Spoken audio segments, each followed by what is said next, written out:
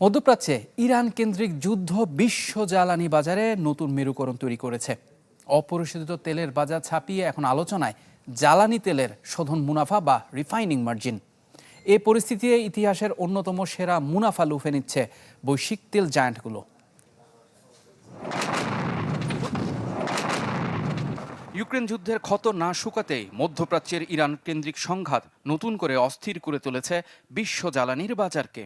তবে এবার সংকটসূত অপরিশোধিত তেলের দামের মধ্যে সীমাবদ্ধ নেই। হরমুজ প্রণালীতে জাহাজ চলাচলে বিঘ্ন এবং এশিয়ার রিফাইনারিগুলোতে উৎপাদন কমে যাওয়ায় আকাশচুম্বী হয়ে উঠেছে জ্বালানি তেলের শোধন মুনাফা বা রিফাইনিং মার্জিন।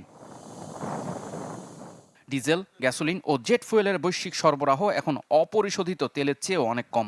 রাশিয়ার ডিজেল রপ্তানি নিষেধাজ্ঞা আর বৈশ্বিক মজুদে অস্বাভাবিক ঘাটতি পরিস্থিতিকে আরও জটিল করে তুলেছে। আন্তর্জাতিক জ্বালানি সংস্থা এরই মধ্যে সতর্ক করে জানিয়েছে, সরবরাহ ব্যবস্থা স্বাভাবিক না হওয়ায় জ্বালানি নিরাপত্তা এখন বড় ঝুঁকির মুখে। বাংলা কিউআর যেখানে নগদ পেমেন্ট সেখানে। সারা দেশে 10 লাখেরও বেশি মার্চেন্টে নগদে পেমেন্ট করুন খুব সহজে।